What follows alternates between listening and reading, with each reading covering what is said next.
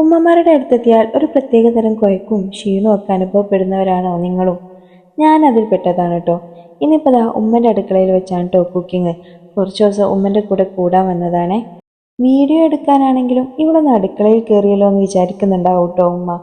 നമ്മുടെയൊക്കെ കെട്ടിയമ്മയുടെ അടുക്കളയിൽ കയറി കാട്ടിക്കൂട്ടുന്നത് പോലെയാണ് കേട്ടോ ഇന്ന് ഞാൻ കാട്ടിക്കൂട്ടിയത്. ഉമ്മ അതെവിടെ ഇതെവിടെ എന്നൊക്കെ ചോദിച്ച് ഇരിക്കാൻ അയച്ചിട്ടില്ല കേട്ടോ.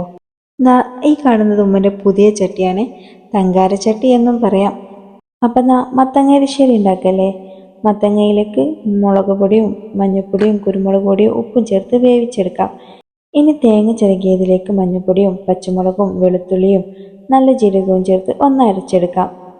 മത്തൻ നന്നായിട്ട് വെന്ത് വന്നാൽ അതിലേക്ക് വേവിച്ച് വെച്ച മമ്പയറും കൂടി ചേർത്ത് ഒന്ന് ഇളക്കിയെടുക്കാം. ഇനി തേങ്ങയുടെ അരപ്പ് അതിലേക്ക് ചേർത്ത് ഒന്നും കൂടെ ഒന്ന് തിളപ്പിച്ചെടുക്കാം. ഇനി താളിക്കാനായി മറ്റൊരു ചട്ടിയിൽ വെളിച്ചെണ്ണ ഒഴിച്ച് അതിൽ കടുക് പൊട്ടിച്ച് വറ്റൽമുളകും കരിവേപ്പിലയും ഇട്ട് ചിരകി വെച്ച തേങ്ങയും ഇട്ട് നന്നായി വറുത്തെടുക്കാം.